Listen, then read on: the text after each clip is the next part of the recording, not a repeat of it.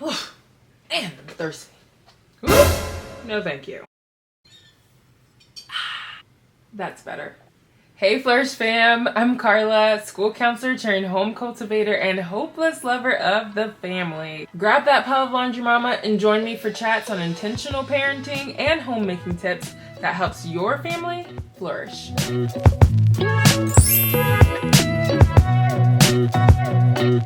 Before we jump in, if you're new here, hey mama hey, we'd love for you to stick around, so hit that subscribe button and notification bell to get more on how to help your home thrive.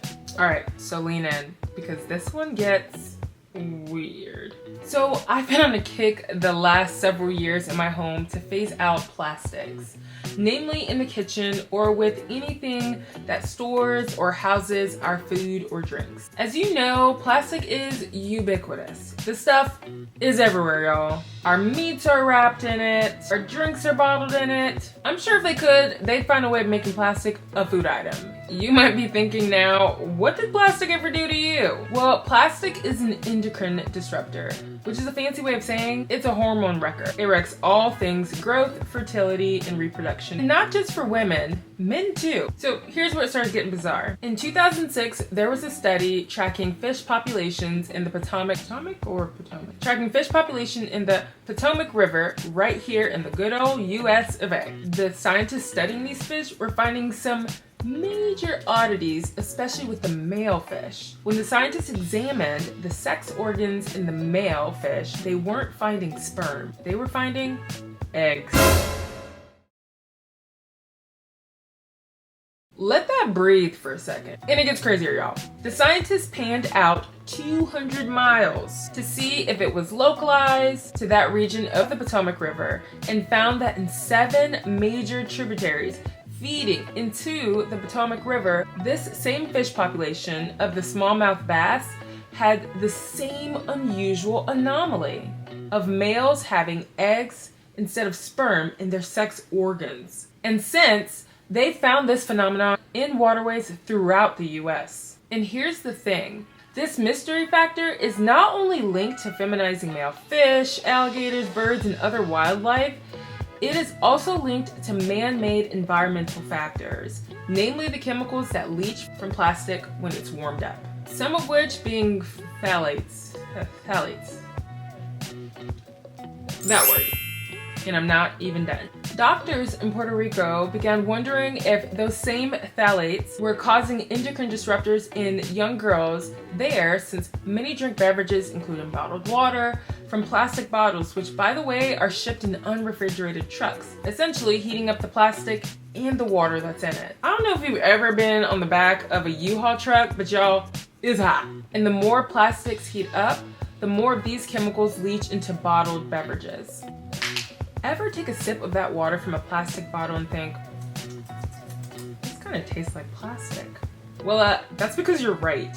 These studies and many others are linked to the chemicals in plastics that we've become so used to seeing in our pantries and fridges. Shucks, I used to keep a case of bottled water in the back of my car just in case my kids got thirsty. These same chemicals in plastics that are triggering early puberty in girls are also linked to increased rates of breast cancer and for young men, impotence, aka male infertility. I'm gonna drop links of these books by Dr. Leonard in the description box so you can read them for yourself. These books blew my mind. By the way, like this video if you're getting value here and share it with a friend. And don't forget to subscribe if you haven't already. Not gonna lie, I literally closed this book at the end of the chapter and walked straight to my pantry to throw everything plastic away. Especially the ones that were labeled for kids, which actually is exactly what I recommend. The end. Just kidding. Here are some things I recommend doing though. Seriously, start getting rid of plastics in your home systematically. You guys, all joking aside, chemically castrating our boys and increasing the chances of cancer in our girls is not okay. It wasn't possible for us to get rid of all the plastics all at once that come in contact with our mouths without leaving major gaps in our day, so we phased out things systematically. First, we got rid of plastic plates and storage containers, and honestly, we sent our kids on regular ceramic or bone china plates like adults, especially if the food is or will be hot. That is the critical point. Honestly, if it's like a snack bowl where you're gonna serve room temperature or cold fruit or chips or things of that nature that will not be heated up, you really don't need to panic and throw everything away. But if it is a dish or item that will encounter heat or will be heated up or will have hot food put on it, then I would really try to phase this out of your home. We got these storage containers instead because they're glass and can be reheated. Though I will say the tops are plastic, so definitely remove them before reheating them.